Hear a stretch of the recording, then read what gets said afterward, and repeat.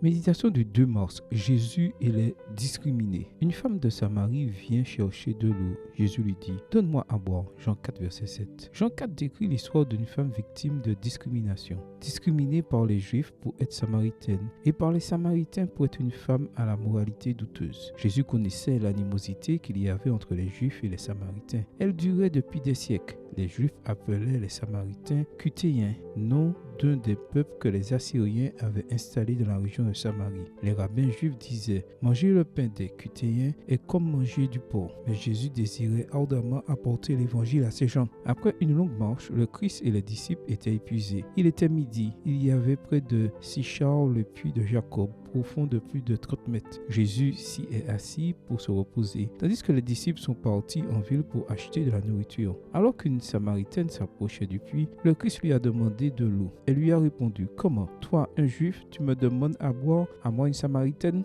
Jean 4, verset 9. La femme était surprise car les Juifs ne parlaient aux Samaritains que pour des échanges commerciaux et seulement en cas de nécessité. C'est pour cela que, de ce point de vue, les disciples n'ont eu aucun problème à se rendre en Samarie pour s'approvisionner. Mais demander une faveur à une femme a surpris la Samaritaine. Le précepte rabbinique disait « Personne ne doit parler à une femme dans la rue, pas même à sa propre femme. » Mais Jésus a dépassé nos attentes. Il a franchi la barrière des préjugés et a montré la valeur réelle des êtres humains. Il ne se soucie pas des étiquettes sociales, religieuses ou sociales. Au puits, lieu commun aux deux peuples, il ne s'est intéressé qu'à une seule femme, comme s'il n'y avait eu qu'elle sur la planète. Ce jour-là, Jésus a étanché la soif spirituelle de la Samaritaine et l'a transformée en une source de vie éternelle. Bien qu'elle ait laissé son outre vide au puits, elle a apporté dans sa ville son cœur débordant au point d'abreuver de nombreuses vies de la grâce de Dieu. Voir Jean 4, verset 39. C'est aussi ce que Jésus veut faire avec toi. Amen. Bonne journée à toi et que le Seigneur te bénisse.